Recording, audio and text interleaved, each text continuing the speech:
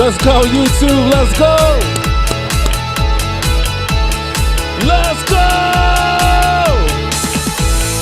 I'm feeling it. Guys, I'm feeling it today. How you doing? Eddie Gray back in it again. Let's go.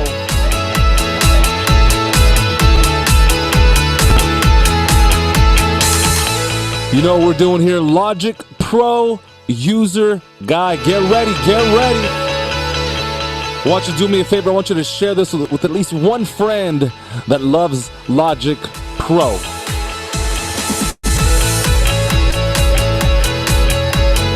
All right, let's get into it, guys. Let's get into it. I hope everyone is doing well. I hope everybody is in good health. Listen, I want to talk to you about something before we start today, okay? This right here, what I'm doing, what I've decided to take on, this is a passion project. I do it for the love of the game. I don't have to do this, right? The only person that I'm pleasing is myself. I have a passion and a purpose for this. So I thank you so much for joining us here at Resources for the Modern Creative. It is a true pleasure and a true delight to know you, to be with you, and to be able to learn this program together. And I just want to emphasize the fact that we're learning together and that we are always learning together. No matter what the journey may turn into, we're always students first. And then after that, if you feel called to teach or lead or guide or help others, that's fine. But the intention always is to be a servant and to learn something thoroughly. And as things evolve, we have to continue to adapt and evolve with them. So I understand that you can read the manual. I've thrown this out there a couple times. The purpose here, my good friends, is so that you get some real world experience. I've been blessed enough to be able to do in my short 7 years in doing this work. I've been able to do so much. What usually takes people double, triple the time, I've been able to do in just a couple of years. And I can honestly attribute that to the fact that I love to learn and I'm always willing to take a chance. And so if you love to learn too and you're fully committed to the program, then I'm happy that you're here. So let's stay focused on what the objective is here, is to learn the program. Of course, there's so many details and we're always going to be learning something new. What I'm after is that one token, that one piece of information that makes a change in your life. What is that going to be? There may be something that'll be helpful. There might be stuff that's interesting, but again, what I'm after is that which is going to make an imprint and ultimately change the course or the trajectory of your path. So that's what we're after. All right, guys, I'm pumped up, happy, stoked about being here again. This is just an honor to be here. I love this program so much, and I'm just so happy to be able to talk about it. Let's get into it. I'm going to get into this. Yup. All right. And there's logic. And the last time we were working together, kind of left off on link. And I did some more research, kind of unpacked this heavy subject. And there's a lot here. So I'll just kind of show you a little bit of what this means. Let me start with the easy stuff. So the set link mode, and then we'll go to this link windows concept up here. So this is pretty fascinating. If you're inside of Logic, and let's say we open up the piano roll, key command P. Well, by default, you'll notice that regardless of which region I hit, it's always going to update the information in the piano roll. So if I color this, yellow and this one red, we're always getting the information that's pertinent to that specific region. If I then click on the shaker in track 3, we now see the audio file editor. And so we're in a different space, right? So something I want to point out that I thought was pretty cool, and let me back off my, if I turn this off altogether, that sounds a little bit better. Yeah. Something I want to point out is that depending on where you click, that's the information that you're getting in the editor. Let me close the library Y inspector I. And so then now what's going to happen is I'm actually going to turn that feature off. How do you do that? There's a link button down here. And so this is what we were covering last time. If I disable that, and you'll notice that the screen will no longer update in the same way anymore. So for example, here, let's see if we can get this going. Oh, right. Okay, so you go to the top in the local menu bar, you go to view, and you turn link off. So there's kind of like this hierarchy going on here where you have to tell link in the tracks area to turn off. And then I believe, let's see, view link off, good. View link off. And then this should do it. Let's see. No, that's still updating. I was working this problem out yesterday. Let me get to the bottom of this one sec. Same level, content, and then hold on. There's something here that I was working out. What is it? Jeez. Hold on.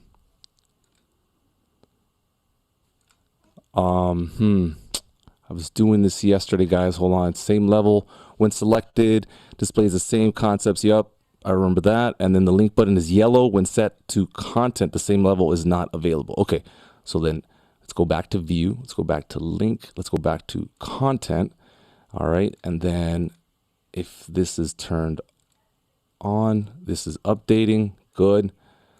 All right. All right, there it is right there. So I have the red region selected, but because I turned off link, you can see that now this is not updating. So why is this even helpful? And you're gonna have to play around with it. Again, the workflow I felt was a little bit clunky. So let's say you want to make an edit and you want the playhead to keep playing. Maybe this is like a really sophisticated arpeggio or something like that. But this allows you to take out this feature where it's kind of constantly updating no matter what, right? And so this is how you can do that. So yeah, again, you're gonna have to turn link over to content, and then after that, you're going to have to turn this on and off, this yellow button, and then that will take you there. So awesome. I'm glad that we took care of that. I can see a world where you use it. It's just a matter of, applying it, using it very consciously and intently, and then having it become second nature.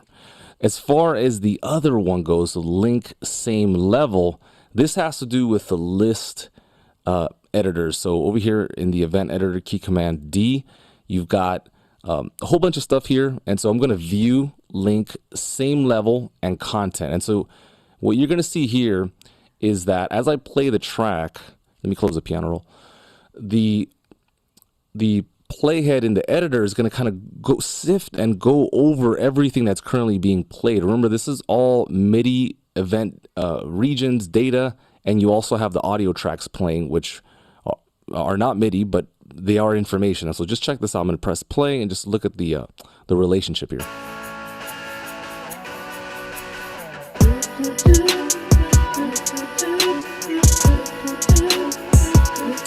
Okay, so right now it's kind of just covering like an overview. It's showing you the all hands beat, which is the beat that I'm using, fairy phrases from Alchemy, the shaker, etc. If I then change the view and I go into content, then now it kind of takes us into a deeper level. When I click on this MIDI event, this MIDI region rather, we see the MIDI events, right? The note information is here, the position, the number, the velocity. And so then now we're one level deeper in the event editor. And so this is where you can check out the content that's deep inside that MIDI or not. If I click on the audio track, you're not going to see anything different. It'll be the same as if you had link same level. Look, you can listen to people all day. I'm telling you what's going to make the difference if you just sit down and play with the various features. Some things are going to click, some things are not. What I'm after and what I'm interested in is the stuff that's going to help you ultimately. If it doesn't resonate, then just move it along and just go to the next thing, right? That's what I'm saying here.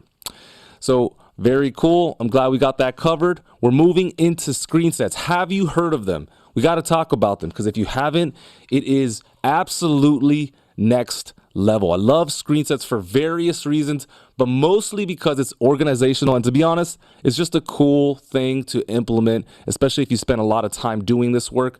I would also say if you have a laptop, 13, 15 inch, and you just need more space, this thing is going to be a game changer. So here we go. You position windows in a layout that suits the way you work. I'm going to zoom in. This layout of various windows includes the display size, the zoom levels, the position of the windows, and other settings. This is what's called a screen set. Once defined, you can save and freely switch between different screen sets. So for example, I can have the tracks area on screen set number 1.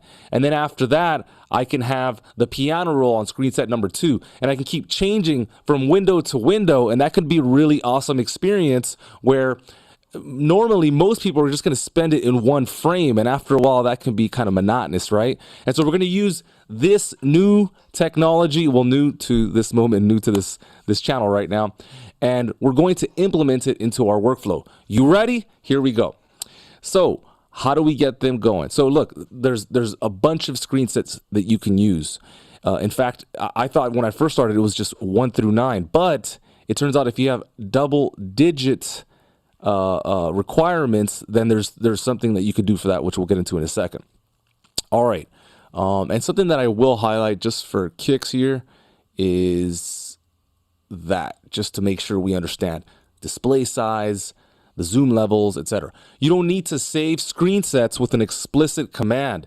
It happens automatically as soon as you switch to another screen set. So that's interesting.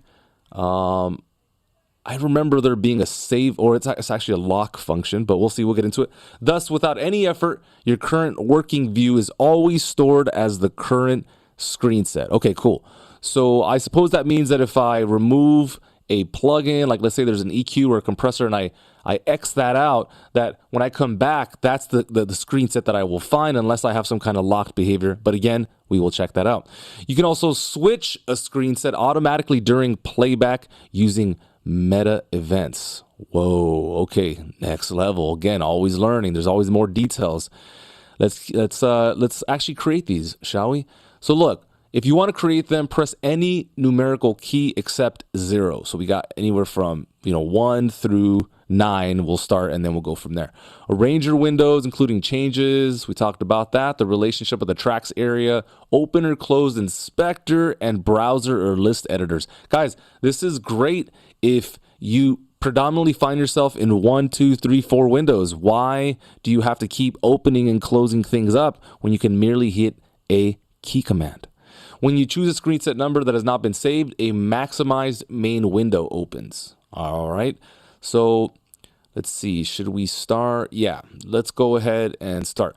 So the workflow is pretty basic. We're here. If I go to the very top, you can see that I don't have any screen sets. Number 1 is on by default. So how can I make another one? Well, we can duplicate, but let's go ahead and hit number 2. And when I hit number 2, you'll see that what happens, and let me just make sure that you're looking at the same information. Hold on. I'm kind of watching you in the past. So I am a voice from the future over here. One sec. Okay, I'm just going to keep going because it's like literally 1 minute behind. But you should be able to see the tracks area. So I'm going to hit 1 again, okay? Now, after I hit 1, what you're going to find is we're back in the tracks area, right? The original view. Yeah, I can see that you're looking at what I'm looking at. I love it. Okay, so I'm going to hit 2 again. And so then now I have a separate screen set. Now, again, why is this useful? Well, let's pretend that in this view, you want to look at the mixer and you want it to be right next to the tracks area. And then maybe all you want to look at are your audio tracks. We've talked about the filtering system here, so I'm just going to go ahead and capitalize on that. Let me turn these off. Okay, so when I hit number 1, we're looking at our default view, the tracks area. And then as soon as I go into number 2, we go back into the view that we had just created. Now, it doesn't have to be this. Let's close the inspector. Let's open up the loop browser. Again, if you're heavy on loops, this could be a really cool workflow. You no longer have to hit O anymore. You don't have to close anything. You can have all of your various loop pack selections, pre-configured. So let's go to modern R&B. And again, I'll hit 1 and then I'll hit 2. And you can see that we are right back to where we started. And so this is a really fantastic workflow. Let me tell you, if you're ready for change, if you're ready for a nice workflow, if you're tired of the previous way of working, this is gonna give you so many miles. Okay, all right. So let's just go ahead and sift through a couple loops. Let me click here. Let's see if anything even fits. Nah.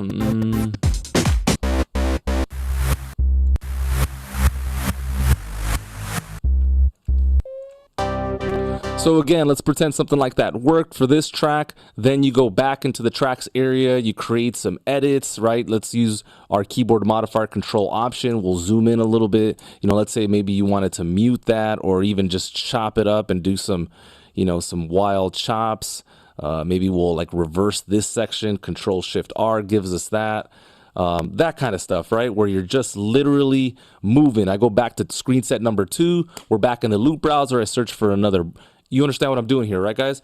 I'm creating a flow. If you've never experienced this, now is the time. Set yourself up in a way where if you find yourself working in 3-4 windows, I want it set up in advance. It'll make the biggest difference in the world. Let's set up another one.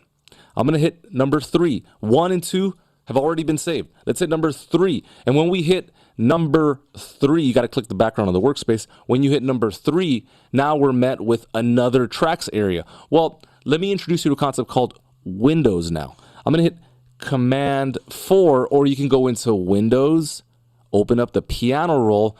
And so then now you'll see 2 windows open. I've got the tracks area, which is redundant because I already have it set up twice, once for the regular default view, the second for the Apple Loop browser view, and then the third, we're going to set up a piano roll. All right. So what's exciting about that is that I can actually delete this tracks area. Now, remember we talked about key focus and how windows are in the foreground and in the background. So what I'm going to do here is I'm going to hit the key command Control Command F, and that will raise and expand it so that now the entire view is the piano roll. And so this is really cool. It's really exciting because now I don't have to go into the tracks area, click on the MIDI region or double click it, hit P, and then resize this so it fits my viewing pleasure. We're in it. Right? Key command 3, boom, we're right there. And so this is what I want for you. So go ahead, take a quick second while I'm covering the details here. Let's see if you can go to your DAW. Again, the best way to learn this is you have your laptop right along your desktop, or if you just have one system, just kind of go back and forth. These videos will be available for display. So if and when you need them, we got you. Resources for the modern creative. Okay. So let's kind of go back to default here because we've been going through various views, and let's go back to the manual. So we typed in the screen set, and we were able to recall the screen sets by hitting the defined key commands. Now we haven't actually locked anything yet, so this is going to be good. There's still some more behavior here that we should look at. We can switch a screen set during playback. Why is that pertinent? Again, if you have different workflows, it's going to happen. So let's see.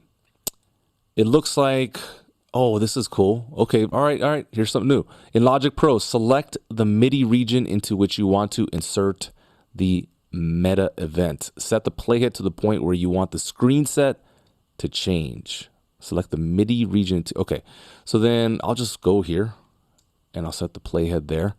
And then I might as well open up the inspector. All right, and then it says click the create button in the event list. All right, so let's hit the key command D. Okay, there's that play button right there. So we're going to click that. Then it says, then click the meta events button. Okay, so let's go ahead and click on the, let me open this up a little bit. I'm having trouble resizing it. There we go. Okay, so I see position, status, channel, number, velocity. Good, good, good. Where is the point where you want the screen set to change? Click the, then click the meta events button. Then the inserted meta event has a default value of 50. So project select. Let me go back up here. Okay, it looks like I get some more information in here. All right, so I'm assuming they're referring to the number column here. After the number column from 50 to 4, alter the number in the number column from 50 to 49. All right, let's see if that works for us. So let me go here. Oh, that's cool. That's interesting. When I hit the play button, you'll notice in my MIDI region here that it actually created a second note. So there's a C note here. So I don't see this specific button. I do wish that the manual had kind of, some arrows, some bells and whistles. This is why you got to love the work of Edgar Rothermick with his GEM manuals, which are fantastic. So there's more to look into here because we're not getting this, you see, meta events. So I'm in notes. Okay, I see what's going on. Maybe it's up here. Addition, let me click on this and let me hit Command Z. Additional info on the top right. Still don't see meta events. I see notes, program change, poly aftertouch. What's that? Sysix, I think. Pitch bend, controller, aftertouch. Okay, so we're gonna have to look at this a little bit later because I don't like sticking too long. So apparently you can change a screen set while it's playing back. Why would this be useful? I don't know, to be honest, right? I'm just reading the manual. This is not rehearsed, right? We're just in the moment and we're going through things. What I like to do though, is when I need to learn something, I will save it, bookmark it, Command D, or I'll just take a screenshot and just remind myself, hey, get on top of this. Now, you may not even be interested or even mildly interested in this, in which case, who cares, right? The whole point is not to, become a master in learning the program. The whole point is to use the program or use that which you can understand and that which you can utilize and that which you can ingest at this moment so that you can move forward with grace, with power, right? With velocity and intensity. So, let's keep going, but there's definitely something here with this meta event. I will try one last time. I'm going to click here. Yeah, but I already see that it's set. Okay, cool. Oh, there it is right there. See?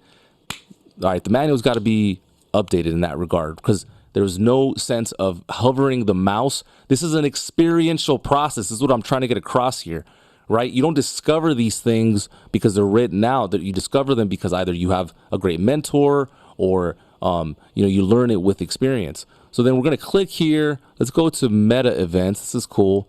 Now, what's funny about this is I didn't even see it up here in the filter buttons, but that's okay. We're just where we need to be. I'm going to click here. Fantastic. All right, the number. Let's go to number. Project select. Hold on. Now we got to backtrack because now we're getting the information. Let me see. Number 49, recall screen set. Wow, that's pretty sweet. I love it. In all my time working with people, I've never seen anybody do this, and I've seen a lot of folks, some legends. Now the only thing is which screen set is it going to recall? That's the one thing I don't. But here, let's check it out. I'm gonna press play. Let's see if it does something.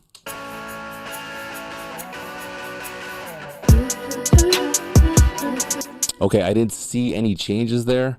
We are in the recall screen set. Let's see if there's any more instructions that were missed. Enter the screen set number in the Okay, cool. That's what I missed right there. All right, so I thought that said velocity. So let me go to screen set number 3. Okay, let me just double click. It's easier. I was trying to click and slide. Let's go. Yo, hey, let's go! That is incredible. I'm pretty sure that's the first time this has ever been recorded live on YouTube. I mean, go look it up. I'm like almost 99.9. Anyway, that's pretty cool. You can change screen sets. Playhead goes over. You got to love it. This is fantastic. Okay, cool. That works. Stoked. Copy, rename, and delete screen sets. Okay, so then now we're going back into the system of screen sets without this fancy event editor change up, which again, I'm still trying to figure out why you would even want that. But anyway, in Logic Pro screen sets, we can lock. All right, so this is really cool. There's also a key command. A bullet appears in front of the screen set number to indicate that it is locked. Repeat the key or menu command to unlock the screen set. Okay, so why is this useful? So let's say I'm going to open up an EQ. And bear in mind that I am on screen set number 1. Now, let's say I go to screen set number 2. I go to screen set number 1. We know that essentially what you left last on the screen is going to kind of stay there, right? So then now I'll have a compressor. So if I go to number 2, go back to number 1, we see the compressor. Okay, so what happens is when I have an EQ instantiated and then I lock the state of my screen set, I'm going to lock it now. Again, you'll notice a bullet right next to number 1. Hold on, let me hover. Okay. So then what that means now is, let's say I select a compressor. I remove the EQ. I'm in the zone. I'm not thinking about it. I hit number 2. I go perform a secondary action. And then I go back into number 1. The EQ pops up. Isn't that wild? Right? You're locking a state. It's like taking a snapshot, a photograph of the screen and where it is. And why would you do this? Well, let's say you're EQing a vocal, and maybe you have to chop it up on screen number 2. And I know this is not the right view here, but you understand what I'm saying. And then you go back into screen set number 1 and the EQ is there. You can make slight modifications as need be. And then again, go back to screen set number 2, make your edits. Screen set number 3, maybe move something up chromatically, back to number 1. That EQ is always going to be there. So long as it's locked, then you can go back to the screen just the way you like it. This is fantastic. Gotta love it.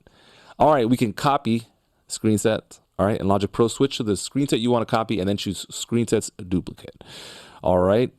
Why would you want to do this? Well, maybe there's already, a template. Let's say this was way more advanced and you just wanted to copy this.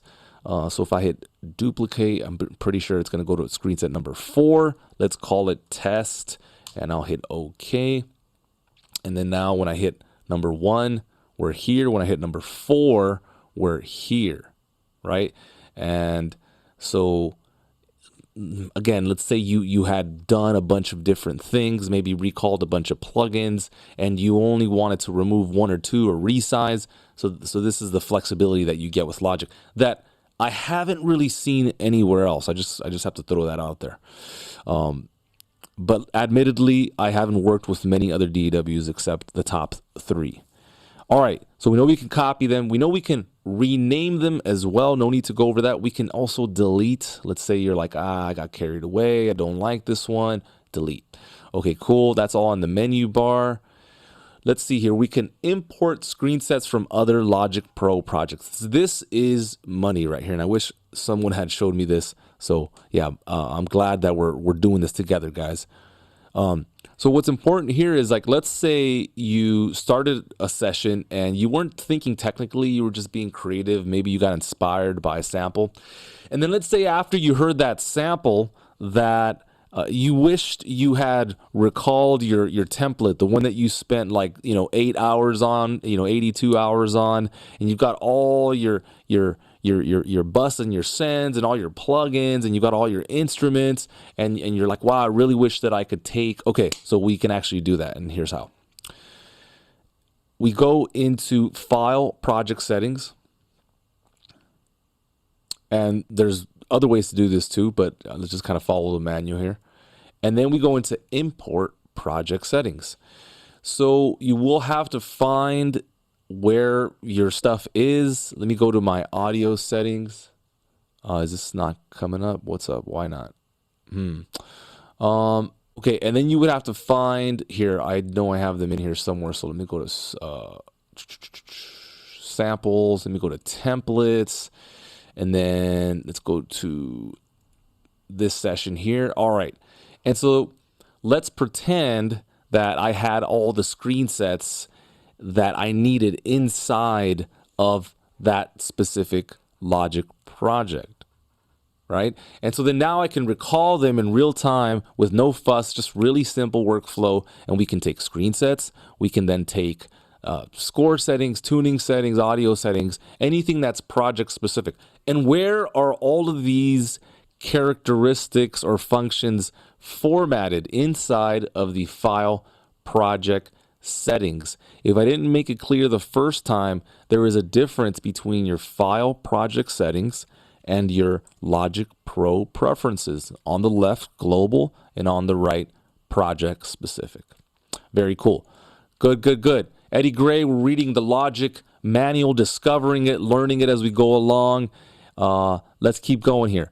Import all screen sets from another project. We just did that. Revert to saved screen set. You can easily revert to a saved screen set. So let's say you really botched it. You can go back by reverting. So that's pretty basic. Your screen will basically reset to its original state. All right. And there you have a solid understanding of how to utilize these screen sets. I personally recommend you go over the menu window bar and you just start looking at all the various windows available to you. The last thing that I will throw out there is I want to emphasize that you can have two windows open and have a really kind of outlandish workout kind of set up so that when you're working, it's all clean. It's all just simple, right? You can do something like, wait a minute, where's number 2? Boom. Okay. So then I'm in screen set number 2 and I want to recall the piano roll. So I'm going to hit Command 4. I need to open up the window, right? What I did back there was I opened up the screen set, and of course it's going to change it. And so then now when I hit number 1, we're going to look at our default view. It looks like this. Remember, we locked it with the EQ. I'm going to hit number 2. And then now we get this screen where there's 2 windows in this screen set. Awesome. Okay, cool. All right. Let's keep going here and play a little bit of music, and then we'll continue on.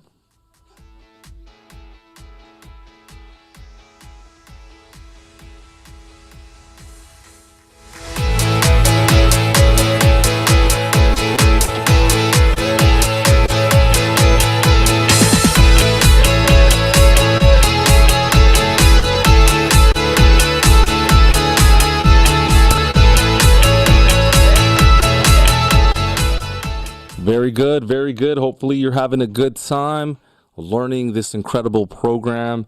This is wild. We're like already on page 100 or something like that. So you gotta love it. I mean, we started, square, way at the bottom, right? And so now it's just great that we get to go. I think there might be 1,000 pages or something. So we got a long road ahead of us. So let's keep going here. We're gonna start talking about tools. If you haven't worked with tools yet, it's a must. It's just an inherent part of the program. Let's get into it. Logic Pro provides tools for a variety of editing tasks and other functions. Tool menus are available in the tracks area. You've got your tool menu for the various editors: piano roll, audio track editor, the score editor, the step editor, and also the environment. If you don't know what the environment is, I'm sure we'll get to it. Some tools are common to all working areas, while others are available only in some working areas. When you choose a tool from the tool menu, the pointer changes to show the chosen tool. So this makes sense, right? You're in Logic, you have this, let me go back to screen set number 1. Okay, cool. And let me take this lock feature off. So I'm going to unlock. All right, so I've got the pointer tool. And it's not until I go into my primary tool or my cursor tool or secondary tool where I can access these tools. So if I wanted to get the pencil tool, we now have the pencil tool, and it's taken precedence, and then now we're back to the pointer tool. Awesome. In general, you use a tool by clicking a region, node, or other item in the working areas. If multiple regions are selected when you use a tool, the edits apply to all the selected regions. For example, the scissor tool cuts all the regions. So if you've got one region selected, let me go to logic, then of course you're just editing the one region. But if you hit Command A and you have everything selected, then depending on the behavior, it's going to erase everything in that column or in that row. So just be careful with that. For example, if I hit Command A and I hit delete, well, it's going to delete everything. But if I just hit this one, right, and I hit delete, then that's just going to, that would be the equivalent of the eraser tool. So Command A, right, deleting everything, and just the one region is deleted when you have that instantiated. All right, TT brings me back to the default view. When tools are available, there are two tool menus, the left click and the command click tool. So I want you to think of this like your left and your right hand. You can assign separate tools to the left click and command click tool. Again, left, right hand. You can also assign the right mouse button if your mouse supports one. So this is a third tool that you can access if need be. If prompted, we'll do it. Let's see what the manual says. All right, so we know we can open the tool menu by hovering, right? Or just clicking the background of the workspace and then hitting T. And so that brings the tool menu to you. All right, what else we got? Choose a tool. We know we can hover, we can click it. There are also key commands that you will not find up here in the tools in the tracks area. But again, if I hit T, there are key commands that pertain to the tool. So for example, I have, and these are customizable. I've got my pencil tool set up as P, eraser E. I like everything to be obvious. You know, like if I'm going to choose the scissor tool, I want to hit S, and I believe by default it's not that. And so I just want this to be streamlined and easy. All right, assign tools in Logic Pro. You can assign tools to the left click and also the command click tool menus. The pointer adopts the shape of the active tool so you can quickly identify which tool is being used. So it's kind of restating what we already said. You got the tool, right? It changes, and so you're able to identify what it is. The command click tool menu is located on the right by default, but it is also located in the middle when a third tool is assigned. It looks like we're about to get into that. If you have a suitable mouse, you can also assign the right mouse button to any of the following: a third tool, a tool menu, and a shortcut menu. I'm sure they're taking us there. Assign the left click tool. Again, I've shown you, you can click up here, assign it, or hit T, the pertinent key command, or hover and choose the tool. It is selected. You can identify it, hit TT, boom, we're back. All right. Assign the command click tool. This one's a little different insofar as we can select the secondary tool here, but in order to bring it up, we have to hold command. And so then now that becomes our other hand, right? This is our left hand and this is our right hand. Now, if I wanted to change that, I either have to hover up here and go back to my preferred secondary tool is the marquee tool, but you can also hit T, and then while holding command, while holding it down, select the tool that you want to access. In this case, I'll choose the fade tool. You can see that my secondary tool is now the fade tool, and that's how that works. Again, I'll hit T, I'll hold command, and let me see if I hit R, it didn't change the secondary tool. You have to hit T, hold command, and then select the necessary tool. You might have to watch that back if you're brand new, but I got you. The video will be up right away as soon as we're done. Set the behavior of the right mouse button. Okay, so here we go. Here's your third tool, should you need it. Let's go. You want to go into Logic Pro Preferences, General. Okay, so that's General. Go into Editing, and then you have right mouse button. What do you want it to do? Well, you can have it open up the shortcut menu. That's my preferred workflow. You can have it open up the tool and the shortcut menu, which I also like, but the problem is like I already have so much information on my screen. Sometimes I need to simplify. Then you can also say is assignable to a tool. And so that's pretty rad. So check this out really quick. If I go into the third tool and I right click, all of a sudden I'm accessing another tool. This may be absolutely brilliant for some of you. You know, I don't know. I don't use it, but I imagine there's somebody out there and you're just an editing beast, right? You're just on a whole different page. And if this calls you, I want you to use it. Okay. I'm going to go back to my workflow. You do you and I will do me. All right. So that is how you get that third tool. All right, you know that we just went through that is assignable tool. Here's what the tool menu would look like. Rather than hitting T, then the tool menu will be brought up. And to me, I feel like that's a little bit redundant, so not going to do it. And then at the bottom, but that doesn't mean that you shouldn't. All right, let's keep going. When you choose a tool from the tool menu, by right-clicking, the tool is assigned to the left mouse button. This is what we covered earlier. Right double-clicking in the working area of the active window resets the assigned tool to the pointer tool. So wait a minute. When you choose a tool from the tool menu by right-clicking, oh, okay. Well, that's contingent on if you have this feature selected. So anyhow, you can also open up the shortcut menu. That's what I have. I just like having this information just right there, steady. What else we got up here? Logic. Set the behavior of the pointer tool in the tracks area. In Logic Pro, let's go back to our general. Okay, good. Logic Pro preferences, general. Then we're going to go into editing. All right, good. And then we're going to change up some of the behavior. You've got the fade tool click zone and the marquee tool click zone. Now, I preferably only like the fade tool click zone, and I will explain why. When I have it enabled, I no longer have to bring up the fade tool. I don't have to summon it anymore. All I have to do is just hover over using the pointer tool, any region, top left or top right, and then all of a sudden I am fading like so. So yeah, if you want to fade like a champ, that's how you do it. Now check this out. Let me deselect that. It's a little cumbersome for me because like I do a lot of fades and crossfades. So it's like I have to hit T, and then I changed my key commands here, but I have to hit, what is that, F, and then now finally after those 4 steps or whatever it is, I don't like it. So then let me enable that. Marquee tool click zones.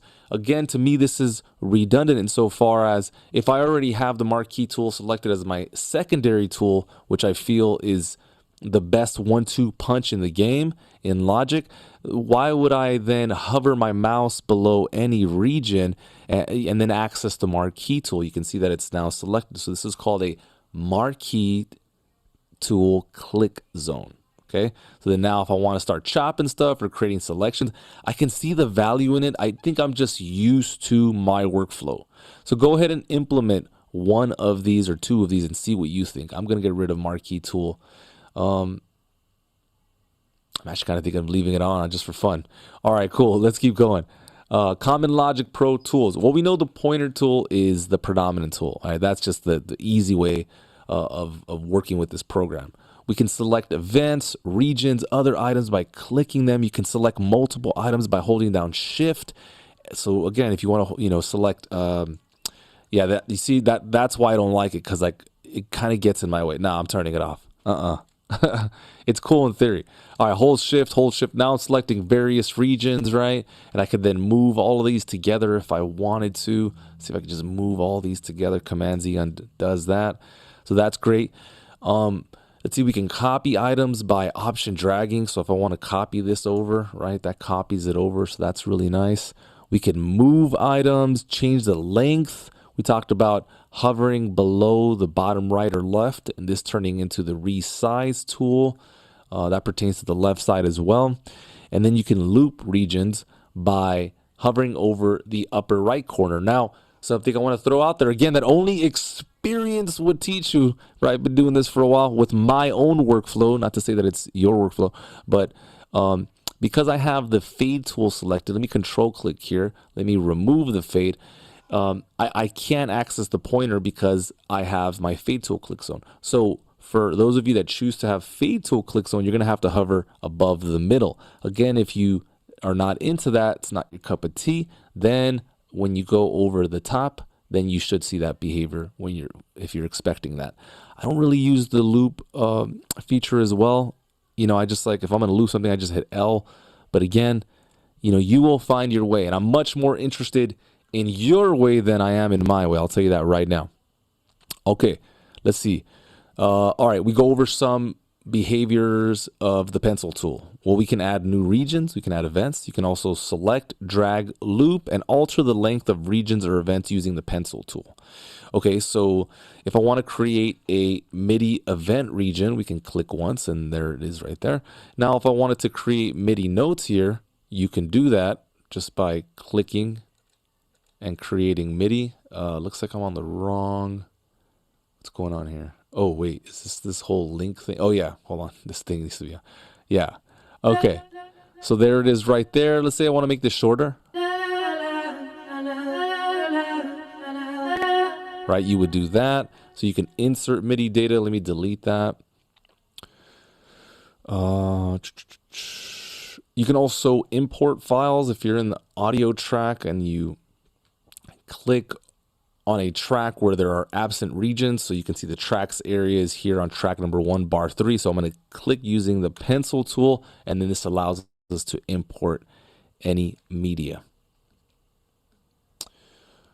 Cool. The eraser tool is going to erase. There really isn't anything more to say about that. The text tool will allow you to rename regions and other items or add text to a score. So this is worth taking a look. Shift T brings it up for me. If I want to call this, a certain chord progression, or I want to tell my collaborator, change this, or I want to remind myself, make it faster or something, you could change that there. You can also change those regions on the left-hand side in the region inspector. TT brings you back. What else we got here? The glue tool is going to join regions. You can also just hit Command J. The solo tool will allow you to actually listen to the selected regions apart from the rest of the project. That is worth a quick look. So if I hit, what is the solo tool? I have scissors on S. I've changed this recently. Shift S gives me the solo tool. So if I click and hold here, let me do this one. Okay, good. And so now we're listening to that. Let's say I go into the piano roll editor. We don't have a solo tool here. Okay, we just have it available up here. So if you want to listen to MIDI, let's see if I could. The issue here is I need to have, actually this is good. We'll just a quick transition. So you see how I'm trying to play this from the middle, right? It's just playing out like this. Well, I'll tell you what, there's a way where despite where I play the MIDI, I can listen to it. There's kind of a hidden law with MIDI that unless you play it at the beginning of the region, you will not hear it. So I'm going to play it at bar 9. See how we can hear it, but when I play it from bar 10, we're not hearing it. Well, that's something that we can fix. Let's see. If we go into, it's called it's called Chase. Let's look for that really quick. Display. Option P, just give me a quick sec. It's been a minute since I have thought about this one. Here it is. Okay, you go into the project settings, you go into the MIDI icon, you go into Chase, a little tab there, and then you want to enable this here.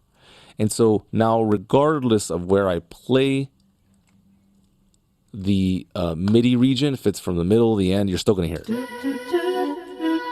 Let's go! I love it. All right, cool. Look, we got the mute tool, allows us to mute. I like using Control M. That's just my workflow, but it's there if you need it. The zoom tool, which we talked about, the keyboard modifier control option. You can also access the zoom tool. You got the fade tool. Again, I kind of render it useless because of the workflow that I have implemented. Looks like we have the automation select tool, which allows us to select automation nodes or points at the region border. So let's say we're inside here and we're doing some really detailed automation, something real wild like this. Let me zoom in, Control Option. And so I'm going to hit T and I'm going to select the automation select tool so I can just select this one, right? Or just this one. And so this allows you to just be a little bit more specific when you're selecting your MIDI events or your automation events. Let's see, create automation points okay, so you can also create automation points. Let's see, T.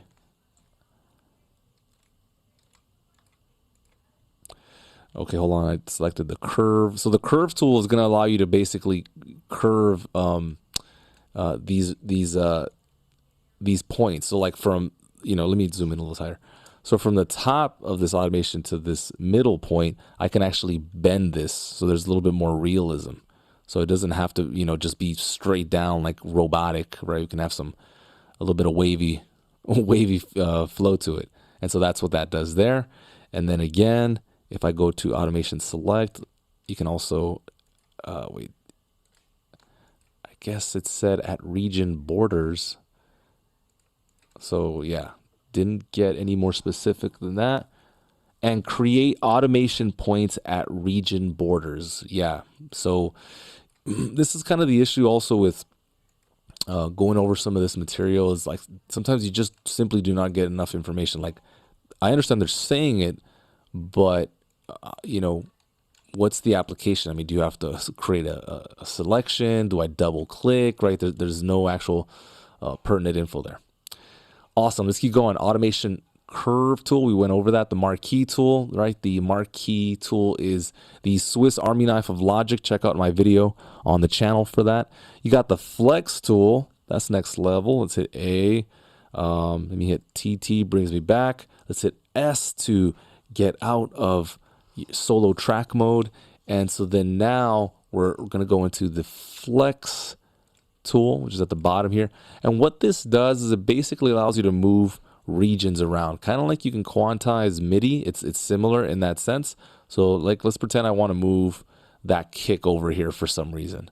That may not be the move, but I'm just saying, like, if you needed to move something, you can do that here. So there are consequences to it as far as the audio goes. Just be aware. But here's a neat tool if you need to move something around. Notice it's compressing the audio, so it's going to affect the playback. But it is there, and I'm sure we'll get into some more details later. Actually, let me try one more thing. Say I wanted to move this over. So I think it makes a little bit more sense, at least at this basic level. Like if you wanted to move, let's get away from the snap to grid. I'm gonna be on the snap to grid tick level. And if I just wanted to basically move this over just a little bit, I think the application of the flex tool makes a lot more sense than, going into this screen and doing all this stuff. If it's a minute change, I think that you can use the flex tool. And if you need to do something way more detailed, then you will have to go into flex time, flex pitch, and you can do your surgery right here in this screen. But again, I'm sure there's a lot more ahead.